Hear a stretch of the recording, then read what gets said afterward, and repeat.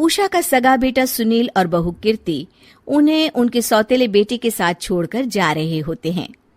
बेटा, तेरी जब कमाई बढ़ जाएगी कम से कम तब तो मुझे तू लेने आ जाना। हाँ हाँ माँ, क्यों नहीं। चलो भी, अब कितना लेट कर दिया है, टैक्सी इंतजार कर रही है बाहर। हाँ हाँ चलो। सुनील और कीर्ति चले जाते हैं और उषा उन्हें जाता हुआ देख उदास हो जाती है। तभी वहां निशा आ जाती है।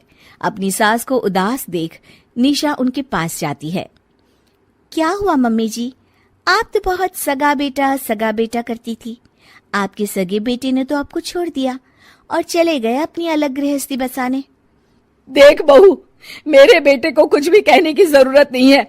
मुझे यकीन है कि जब उसकी तनख्वाह बढ़ जाएगी तो वो मुझे लेने जरूर आ जाएगा।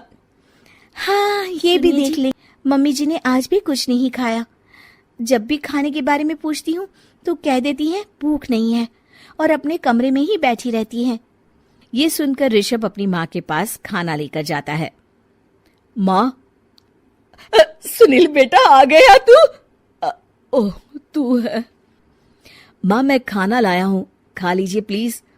आप ऐसे भूखी रहेंगी तो बीमार पड़ जाएंगी। मुझे भूख नहीं है, ले जा तू खाना।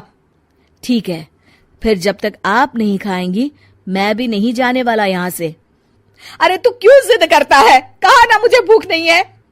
अरे मम्मी जी, आप खा भी लीजिए ना, ये कितने प्यार से आपको खिला रहे हैं, उसकी तो कदर कर लीजिए कम से कम। अरे तू क्यों बीच में हमेशा अपनी टांग अड़ाती है? ठीक है, लाओ दे दो। कम से कम खाने के बाद तुम दोनों तो इस कमरे से जाओगे।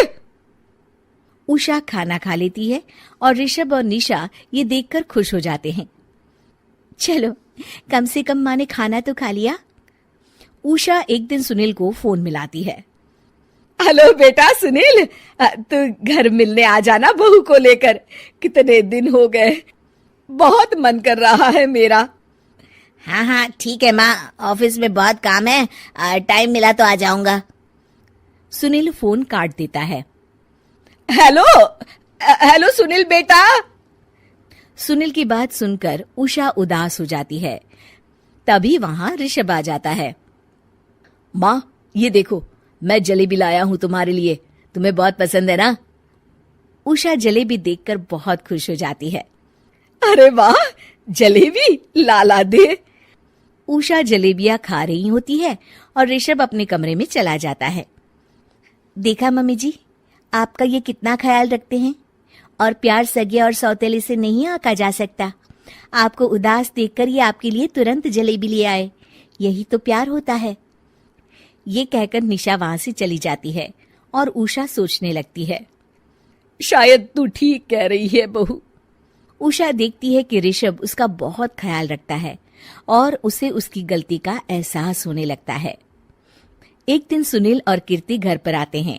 उषा उन्हें देखकर खुश हो जाती है। और माँ कैसी हो? अरे बहुत अच्छी हूँ। ऋषभ और बहू मेरा बहुत ख्याल रखते हैं। वैसे मुझे नहीं लगा था कि तू आएगा बहू के साथ।